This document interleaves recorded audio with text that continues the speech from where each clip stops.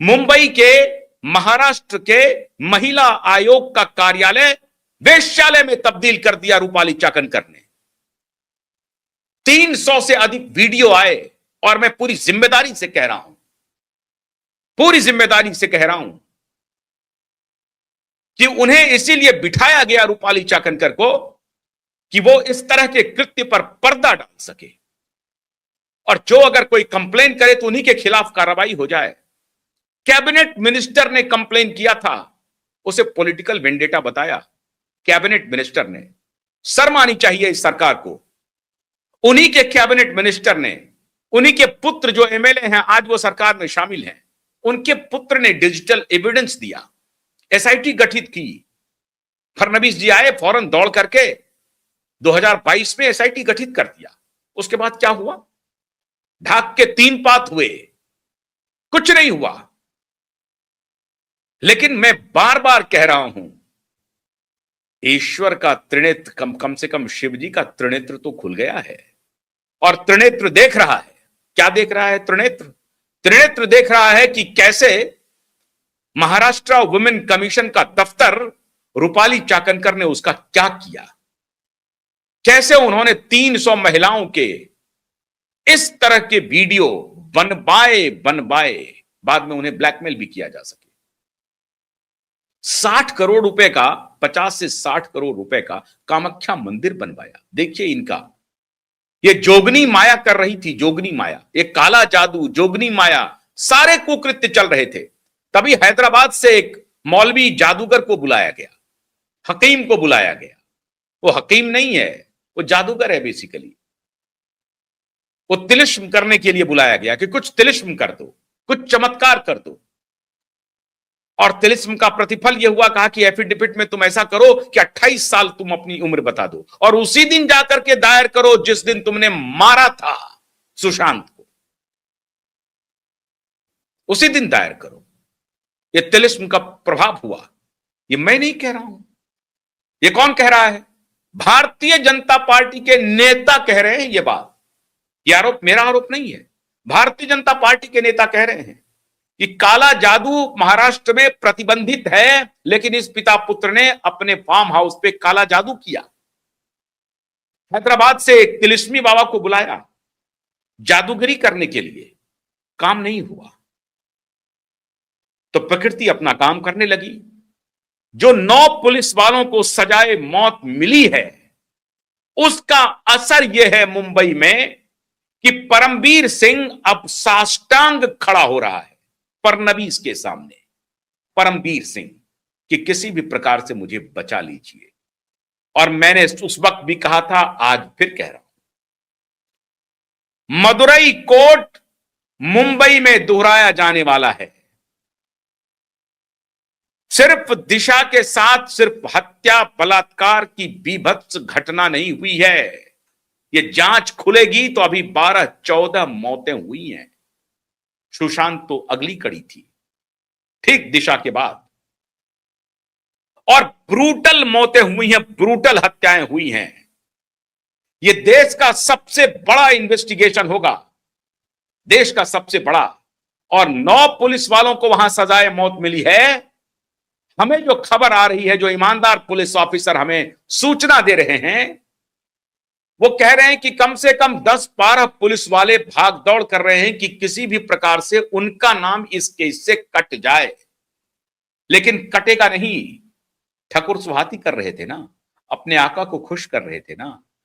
रूपाली चाकणकर के घर में बैठ करके, सादी वर्दी में बैठ करके अपने आका को कह रहे थे, चिंता मत कीजिए, अभी सतीश सालियान सिग्नेचर कर देंगे। क्यों परेशान हो रहे हैं? सारा केस निपट जाएगा। और नीलेश राणे को तो हम जेल भेज देंगे, नितेश राणे को जेल भेज देंगे। वो बदनाम कर रहे हैं। सतीश सालियान का स्टेटमेंट ऑन रिकॉर्ड आ चुका है, ऑन रिकॉर्ड। और जो पुलिस वाले भाग रहे हैं, मैं उन्हें खबरदार कर रहा हूं, 7 समंदर पार चले जाओ, पाताल में चले जाओ। कानून के हाथ इतने लंबे हैं कि तुम्हें पाताल से ढूंढ निकालेंगे। और मैं इसलिए ईमानदार पुलिस ऑफिसर को सैल्यूट कर रहा हूं जो हम तक ये सूचना दे रहे हैं कि वो भागा दौड़ी शुरू कर दिया है। परमबीर सिंह और शैलेंद्र नगरकर सबसे आगे है।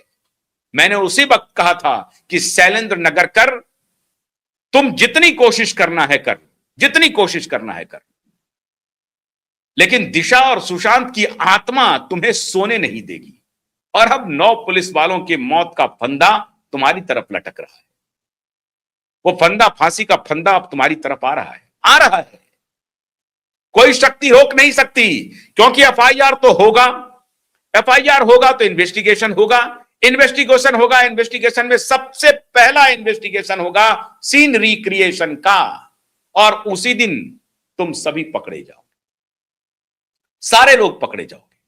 एक एक फॉरेंसिक ऑडिटिंग होगी, और तब इस ब्रुटैलिटी की कहानी जो क्यूबाइड नेटवर्क इतने वर्षों से लगातार चला रही है, तब अदालत तुम्हें पूछेगी और कहेगी कि ये तो क्यूबाइब इतने दिनों से बोल रहा था, तब भी तुम नहीं संभले। क्यूबाइब तो तुम्हें बोल रहा था कि अगर बचना है तो बच लो, कन्फेस कर लो, अपने गिल्ट को एक्सेप्ट कर लो और कहो अदालत से कि हमसे गलती हुई, हमें ठाकरे परिवार ने दबाया, ठाकरे परिवार हमारे ऊपर दबाव बनाया हुआ था, इसलिए हमसे यह गलती हुई है, हमें गलत सूचना मिली। आज भी वक्त है शैलेंद्र नगरकर, मैं 1 and 1 बोल रहा हूं, आज भी तुम्हारे पास वक्त है। यही तुम थे ना, मैं तुम्हें तुम कह रहा हूं शैलेंद्र नगरकर, यही तुम थे ना जिसने नीलेश ओझा को कहा अदालत में, अरे क्या होता है हाई कोर्ट सुप्रीम कोर्ट, देख लेंगे ना। अब यही तुम हो ना जो गिड़गिड़ा रहे हो, अब यही हो ना जो पुलिस असिस्टेंट पुलिस कमिश्नर को फोन करके कह रहे हो कि अगर डिजिटल एविडेंस है तो दे दीजिए, गिड़गिड़ा रहे हो ना, रिक्वेस्ट कर रहे हो, सम्मन नहीं भेज रहे हो, रिक्वेस्ट कर रहे हो कि अगर आपके पास कोई मराठी, शुद्ध मराठी में, कि कोई डिजिटल एविडेंस है तो मुझे दे दीजिए, ये रिक्वेस्ट है तुम्हारा। तुम सम्मन भेजने की हैसियत नहीं है तुम्हारी। सम्मन तो भेजा जाता है कि भैया तुम्हारे पास ये है, आप फलाने फलाने तारीख को आ जाइए। तुम तो कह रहे मैं खुद ही चला जाऊंगा आपके पास। और उसने कहा कि तुम कौन हो, तो किस सेक्शन में तुम हमसे पूछताछ करना चाहते हो, क्या रिक्वेस्ट कर रहे हो, तो तुमने कहा सेक्शन 174। क्या जवाब मिला? पूर्व एसीपी का क्या जवाब मिला शैलेंद्र नगरकर, क्या मिला बताओ? जवाब मिला कि तुम ये गलत कर रहे हो, तुम कर नहीं सकते हो, अदालत में पहले जाओ, वहां बताओ, अदालत में तुम्हें बताना पड़ेगा शैलेंद्र नगरकर। अभी भी वक्त है शैलेंद्र नगरकर, अभी भी तुम्हारे पास, तुम चाहो तो बच सकते हो। परमबीर सिंह, अभी भी तुम्हारे पास वक्त है, तुम चाहो तो बच सकते हो, नहीं तो तुम्हारे खानदान की पूरी कुंडली इसी केस में निकलेगी, और जब तक नहीं निकलेगी यह अभियान जारी रहेगा। परमबीर सिंह, तुम्हारे पास वक्त है। मैं फिर कह रहा हूं फडणवीस नहीं बचा पाएंगे, मैं फिर कह रहा हूं मोदी और शाह नहीं बचा पाएंगे। क्यों? क्योंकि कानून बड़ा है। क्यों? क्योंकि अजीत जोगी मुख्यमंत्री थे, बेटे को नहीं बचा पाए। खैर वो तो स्वर्ग सिधार गए पहले, लेकिन पूर्व मुख्यमंत्री का बेटा होने से कुछ बात बनी नहीं। आप ये कह सकते हो कि वो तो कांग्रेस में थे, इसमें थे, कब तक? आज नहीं तो कल कोई ना कोई आएगा जाएगा, सत्ता आती जाती रहती है, कब तक? समय जो लग जाए हाल वही होगा। 6 साल के बाद आखिर में 9 पुलिस वालों को सजाए मौत मिली ना, 6 साल के बाद। तुम्हारा भी 6 साल पूरा हो रहा है, 6 साल पूरा हो रहा है एग्जैक्ट। उसी 2020 की कहानी है जब 9 पुलिस वालों को सजाए मौत मिली है। उसी 2020 की कहानी है जब शैलेंद्र नगरकर और परमबीर सिंह के ऊपर फांसी का फंदा लटकेगा। क्यों लटकेगा? क्योंकि रेयरेस्ट ऑफ रेयर केस है, एक लड़की के साथ बलात्कार और हत्या का मामला है, बलात्कार और हत्या का मामला है। इस पर तो अदालत ऐसे भड़की हुई है जिसकी कल्पना नहीं कर सकते हैं। थोड़ा तुमको लूप दे रही है, थोड़ा रास्ता दे रही है कि सुधर जाओ। अगर सुधरना है तो सुधरो, आओ अदालत में कहो हमसे गलती हुई है, हमने इन्वेस्टिगेट। क्यों परमबीर सिंह, मैं कह रहा हूं ये तुम ही थे जब तुमने प्रेस में आकर के कहा कि क्लोज हो गया हमारा investigation. It was a clear case of accident.